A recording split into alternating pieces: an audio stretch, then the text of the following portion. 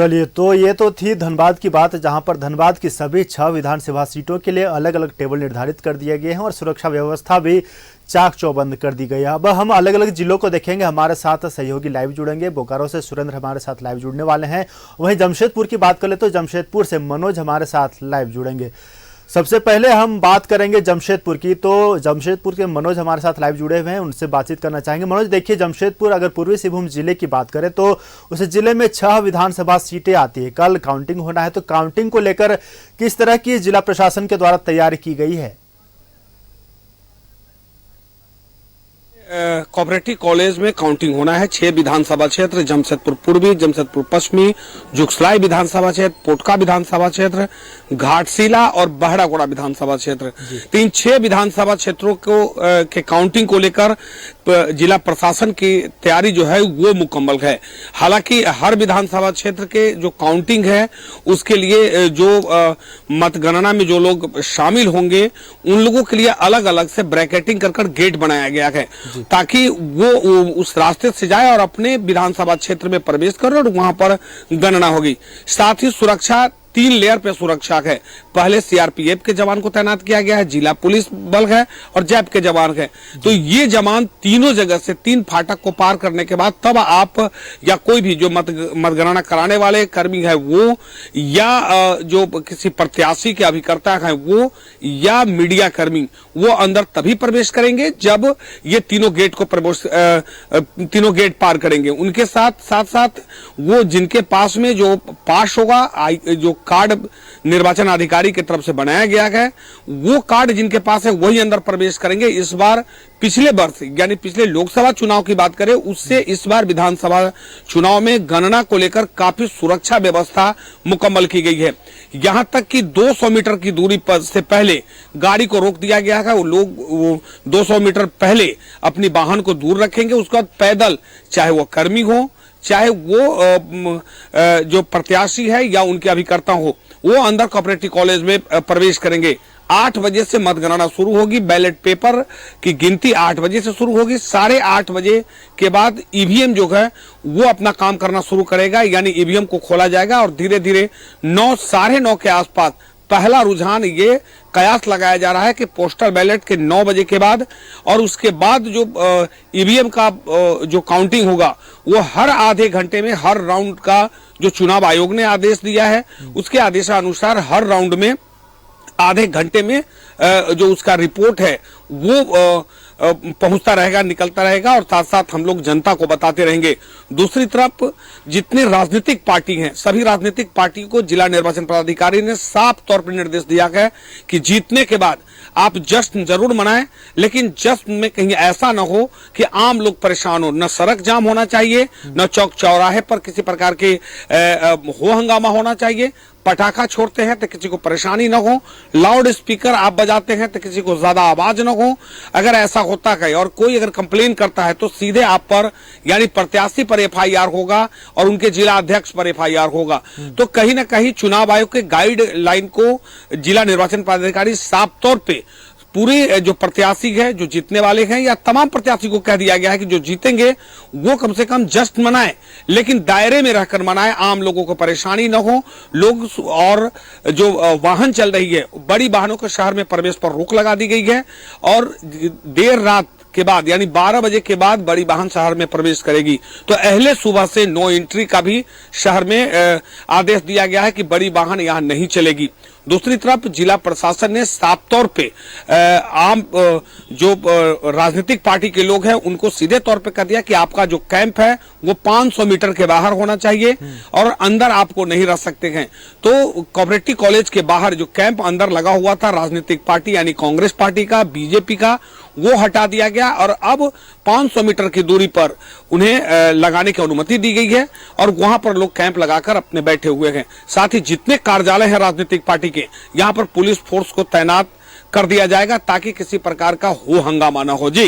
जी Manoj, live पे बने रहिएगा। हमारे साथ बोकारो से सुरेंद्र भी लाइव पर जुड़े हुए। सुरेंद्र, अगर हम बात करें बोकारो की, तो बोकारो जिले की में 4 विधानसभा सीटें आती है। 4 विधानसभा सीटों की काउंटिंग भी कल ही होनी है। क्या किस तरह की तैयारी की गई है जिला प्रशासन के द्वारा? वहीं पर अगर ट्रैफिक प्लान की बात करें तो ट्रैफिक प्लान किस तरीके से किया गया है बोकारो में? की अगर हम बात करें तो सुबह से ITI मोड़ से लेकर और आने वाले गाड़ियों को, भारी वाहनों को और छोटे वाहनों को रोक दिया गया है और उधर जुदाड़ी मोड़ की तरफ से भी रोक दिया गया है ताकि किसी तरह की कोई भी गाड़ियां जो चास बाजार समिति में मतगणना होना है वहां पर किसी तरह के भारी वाहन या छोटे वाहनों को नहीं प्रवेश करना है। इसी तरह अगर हम बात करें तो जिस तरह से लगातार देखा जा रहा है कि जो मतगणना केंद्र है वहां पर 3 लेयर सुरक्षा की भी व्यवस्था की गई है। लगातार यह देखा जा रहा है कि किसी तरह के भी मतगणना में किसी तरह की कोताही न बरती जाए। सबसे पहले CRPF के जवान हैं, दूसरे में जैप के जवान हैं, तीसरे में जिला पुलिस बल है। और सबसे बड़ी बात है कि सुबह 6 बजे से ही जो मतगणना कर्मी है, हम बोल सकते हैं पोलिंग एजेंट है, उन्हें बुलाया गया है ताकि वह सभी आके अपने अपने विधान सभा के मतगणना केंद्रों में वह पहुंच जाए। चूंकि 8 बजे जो है 8 बजे से वोटिंग की गिनती शुरू होगी और सबसे पहले बैलेट पेपर की गिनती होगी और 8:30 बजे EVM की गिनती होगी। और जिस तरह से लग रहा है कि पहला रुझान 9, 9:30, 10 के बीच आ जाएगा, फर्स्ट राउंड की गिनती हो जाएगी। बोकारो विधानसभा क्षेत्र में 20 टेबल लगे हैं और 25 टेबल लगे हैं और 25 राउंड की गिनती होनी है। बेरमो, गोमिया और चंदन क्यारी की हम बात कर ले तो वहां 20-20 टेबल लगे हैं और वहां 20-20 राउंड की गिनती होनी है। उसी तरह बैलेट पेपर के लिए भी गिनती के लिए टेबल लगाए गए हैं और लगातार देखा जा रहा है कि जिला प्रशासन हो, पुलिस प्रशासन हो, लगातार वहां निरीक्षण कर रहे हैं, देख रहे हैं। सभी पार्टियों के जो राजनीतिक हैं, वहां के जो प्रत्याशी हैं, उनके कार्यकर्ता हैं, वहां पर देख रहे हैं कि किसी तरह से कोई गड़बड़ी नहीं हो। लगातार यह दिशा निर्देश भी दिया जा रहा है। विभिन्न लोगों के लिए विभिन्न तरह के पास के इंतजाम किए गए हैं। मीडिया के लिए अलग पास है, वहां जो कर्मी है उनके लिए अलग पास है, जो यहाँ पोलिंग एजेंट रहेंगे उनके लिए अलग पास है। और सबसे बड़ी बात है कि 200 गज की दूरी पर जो भी गाड़ियां हैं उनको रोक दिया गया है। और जो हम कह सकते हैं कि जो मतगणना कर्मी लगाए गए हैं 500 रहेंगे और उसके साथ साथ 100 जो कर्मी है वो रिजर्व में रहेंगे। और जिस तरह से बाहरी हम बोले जिला पुलिस बल की पूरी तैनाती रहेगी।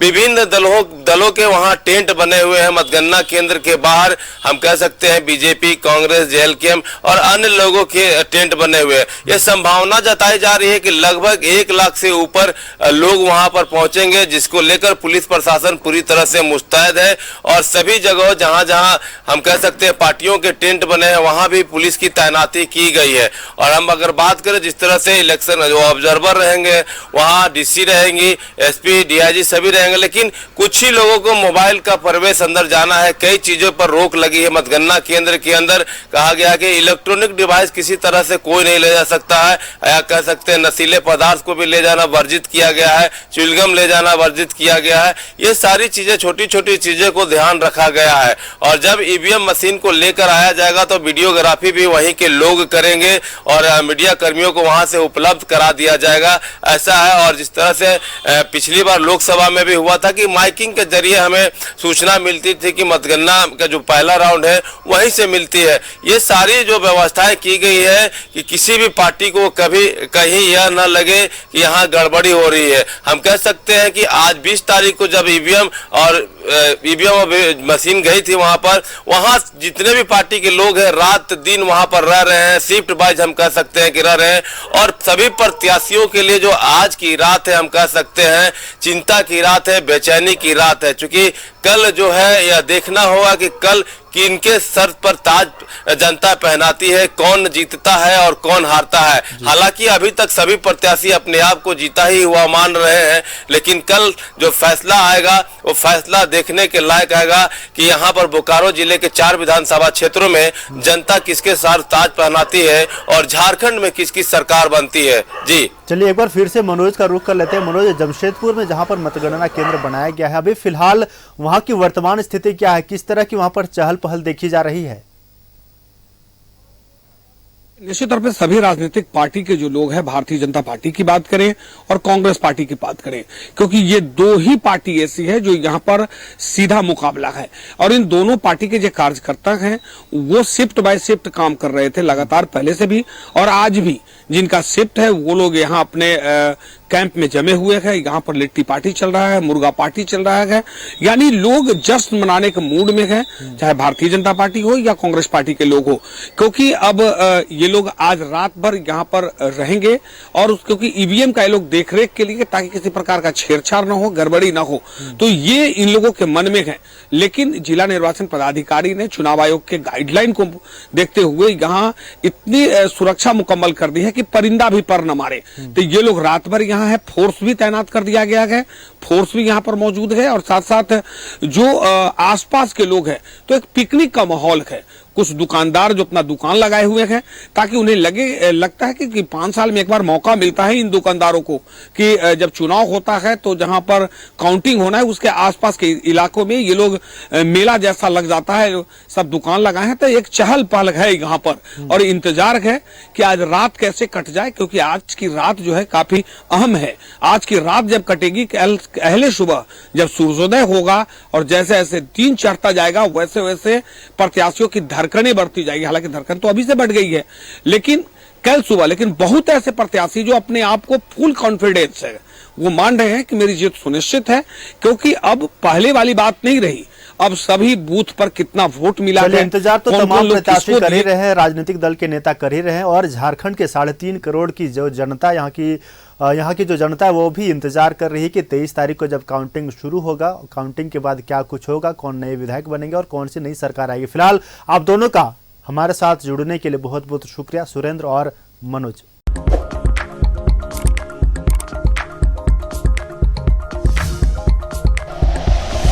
Like and share videos, subscribe करें हमारा चैनल और प्रेस करें बेल आइकॉन।